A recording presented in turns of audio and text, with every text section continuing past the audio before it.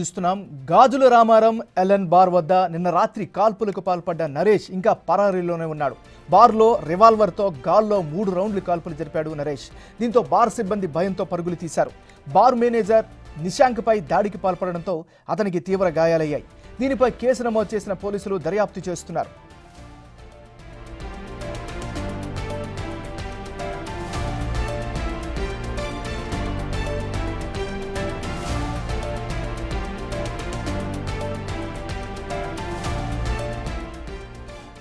బుల్టెన్లో మనం breaking news చూస్తున్నాం. గాజుల Ramaram LN bar వద్ద నిన్న రాత్రి కాల్పులకు పాల్పడ్డ నరేష్ ఇంకా పరారీలోనే ఉన్నాడు. బార్లో రివాల్వర్తో గాల్లో 3 రౌండ్లు కాల్పులు జరిపాడు నరేష్. దీంతో బార్ సిబ్బంది భయంతో పరుగులు తీశారు. బార్ మేనేజర్ నిశాంక్పై దాడికి పాల్పడడంతో అతనికి తీవ్ర గాయాలయ్యాయి. దీనిపై కేసు నమోదు చేసిన పోలీసులు దర్యాప్తు చేస్తున్నారు. ఇక ఇదే అంశానికి సంబంధించి లేటెస్ట్ అప్డేట్స్ని మా రిపోర్టర్ సురేష్ అందిస్తారు. సురేష్.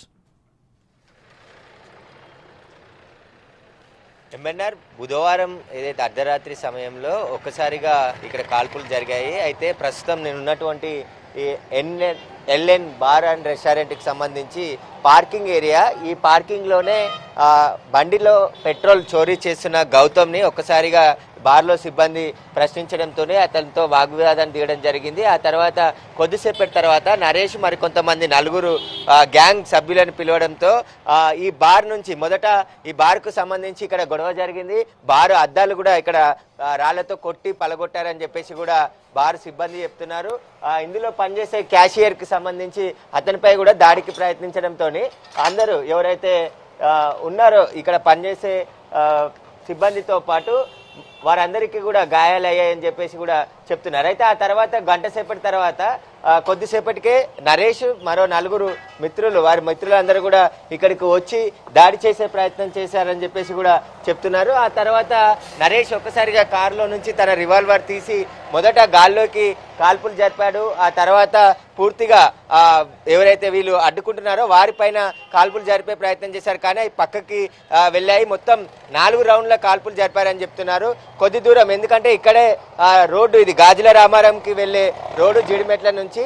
ఇక్కడ తన గౌతమ్కి సంబంధించిన బండ్లో పెట్రోల్ అయిపోవడంతో ఇక్కడ బార్ దగ్గర ఉన్నటువంటి బండ్లో నుంచి పెట్రోల్ చోరీ చేసే ప్రయత్నం చేస్తుండగా మొదట గొడవ చెలరేగింది. ఆ తర్వాత నరేష్ వచ్చి ఫైరింగ్ చేశాడు. ఆయన స్థానిక ఇక్కడ లోకల్గా లీడర్గా ఉన్నాడని చెప్పేసి కూడా చెప్తున్నారు.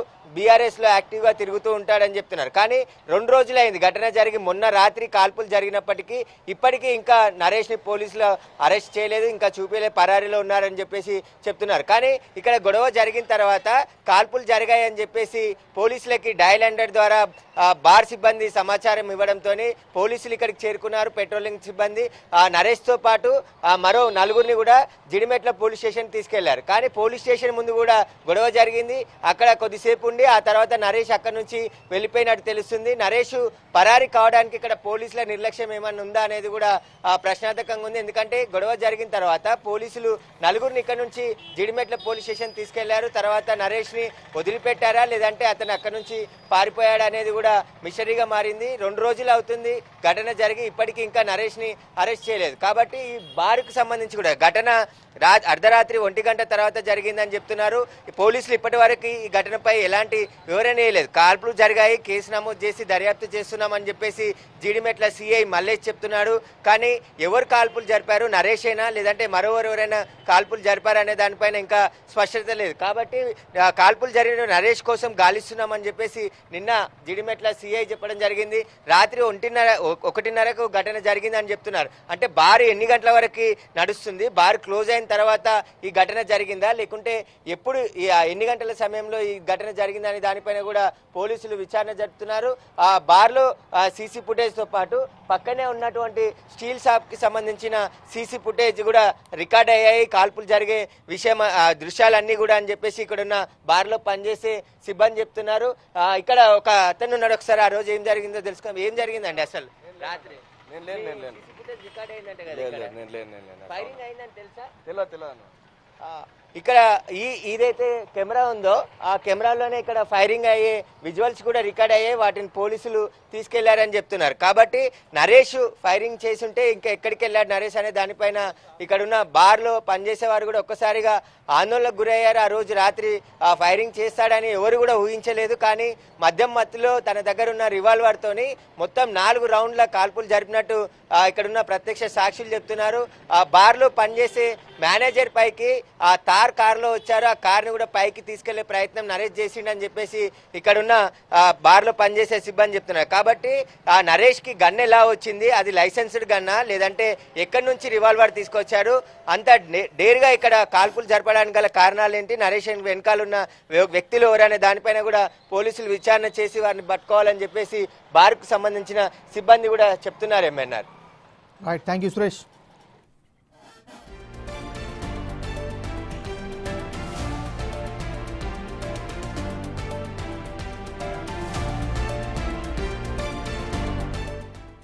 బుల్షన్లో మరో బ్రేకింగ్ న్యూస్ చూస్తున్నాం. రాజమండ్రి సెంట్రల్ జైలు వద్ద కిడ్నాప్ కలకలం రేపింది. అప్పుడే బెయిల్పై విడుదలై వచ్చిన సంజయ్ అనే వ్యక్తిని కొంతమంది దుండగులు కిడ్నాప్ చేశారు.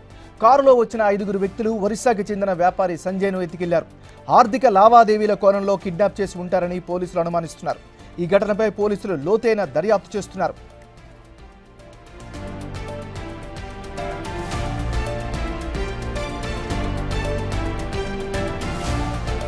ఈ ఘటనకు సంబంధించి మరింత తాజా సమాచారాన్ని మా రిపోర్టర్ శివశంకర్ అందిస్తారు. శివశంకర్, చెప్పండి, పోలీసులు ఏం చెప్తున్నారు?